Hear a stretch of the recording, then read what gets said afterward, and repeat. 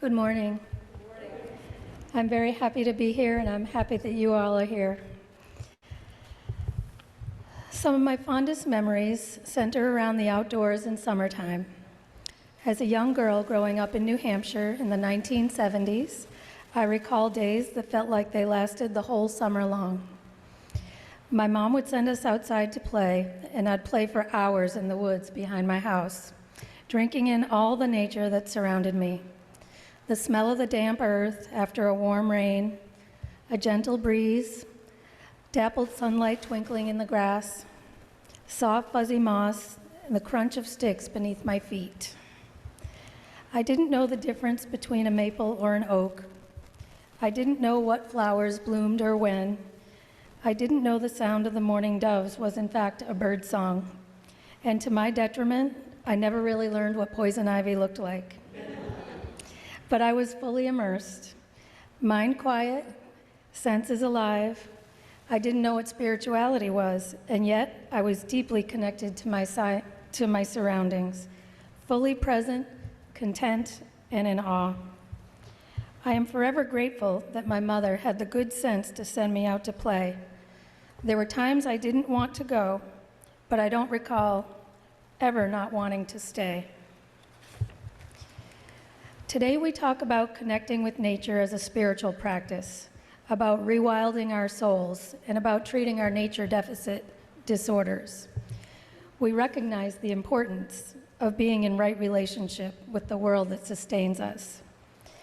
As Unitarian Universalists who draw from the wisdom of other world religions, I'm reminded of how the ancient and earth-centered religions have always understood that we are a part of a larger ecosystem.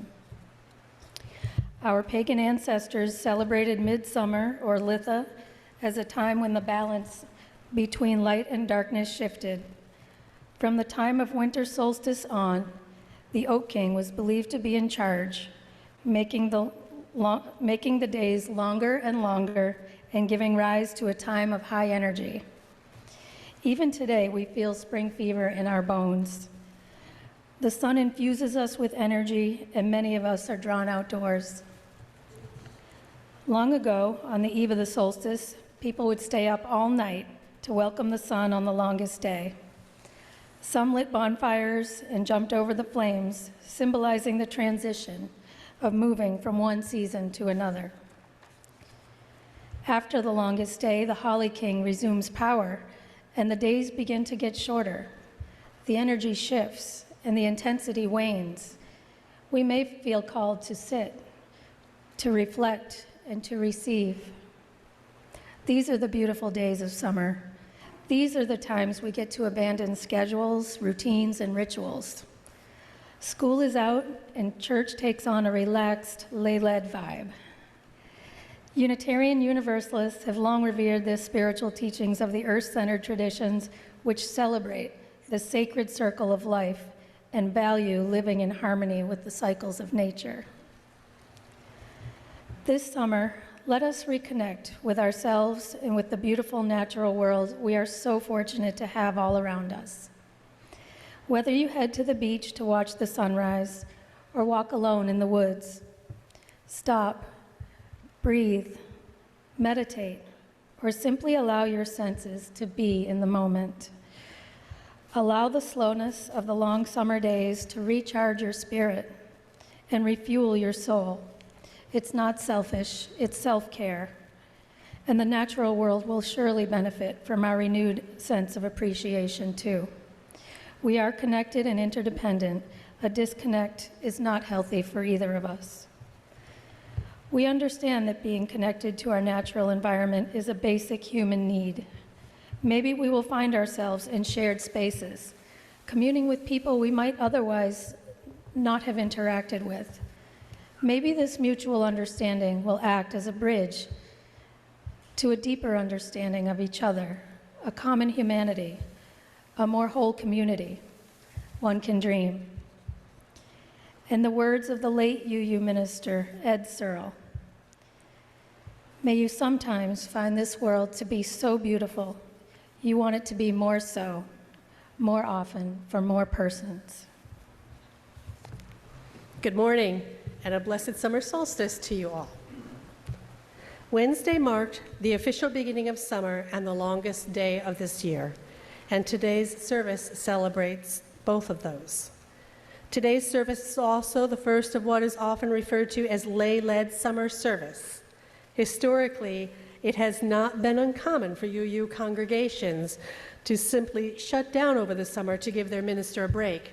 I suspect it also had something to do with the summer heat and the lack of air conditioning in these old buildings. Thankfully, because of our recent fundraising efforts, perhaps next year that will no longer be a concern in this beautiful space.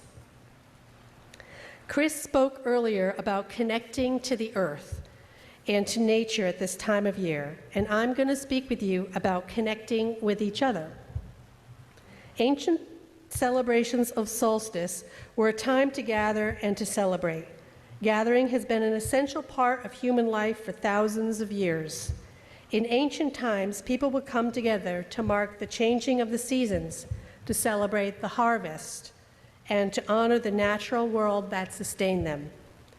These gatherings were often held at sacred sites, such as stone circles or temples, and involved rituals and ceremonies that were passed down from generation to generation.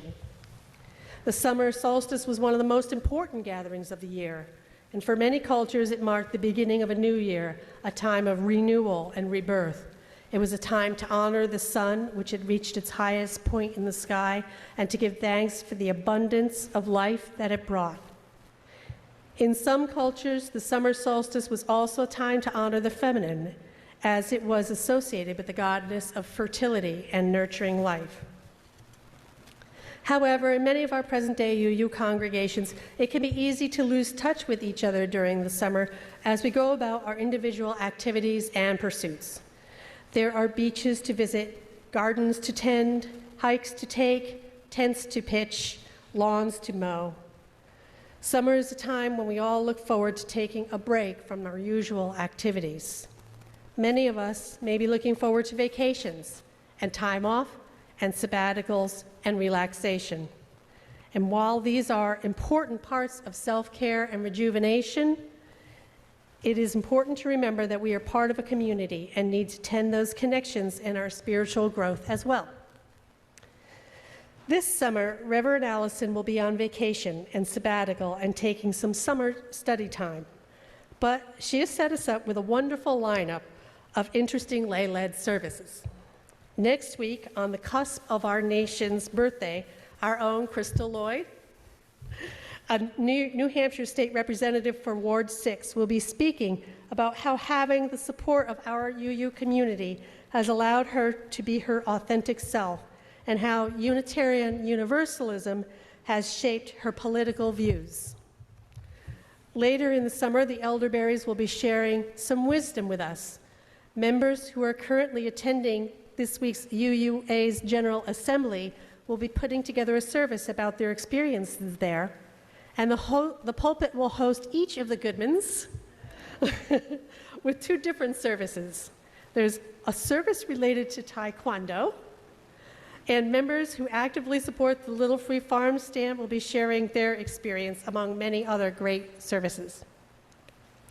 As Unitarian Universalists, we recognize the value of coming together in community, of sharing our joys and our sorrows, and of supporting one another through life's challenges.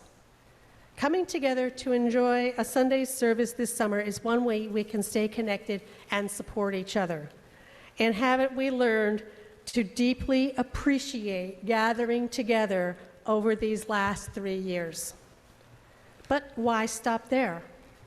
Surely there are other ways we can connect this summer. I know there are some folks planning a congregational camping trip. If that's something you'd be interested in, please do connect with Caitlin and Katie Durgan. Families with little humans might want to join the upcoming outdoor play group on July 15th and August 5th. And if you're planning to take a trip to the beach, why not call a UU friend and see if they might like to tag along?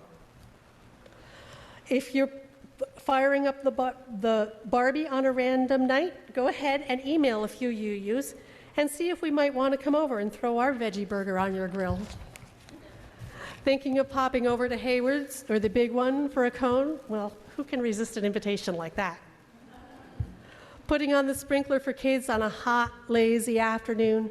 Call another family to see if they'd like to spend an hour together before breaking for nap time. Is there a rainy weekend coming up? Plan an afternoon board game, or perhaps pop some corn and screen a movie.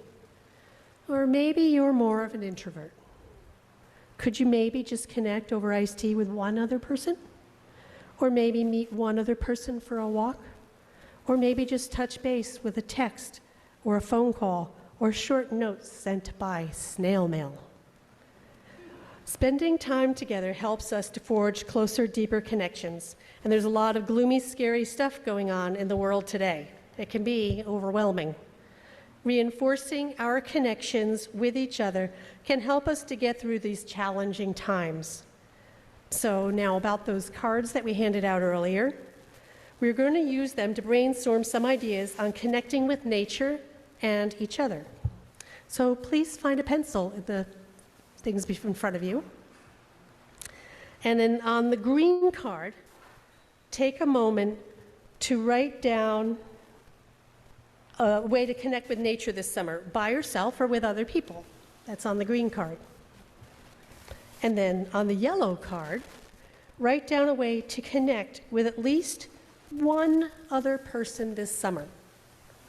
When you're done, please pass your ideas to the center aisle, where some charming helpers from the back will collect them. And while you work, we will sing our closing hymn. That is hymn number 311, Let It Be a Dance.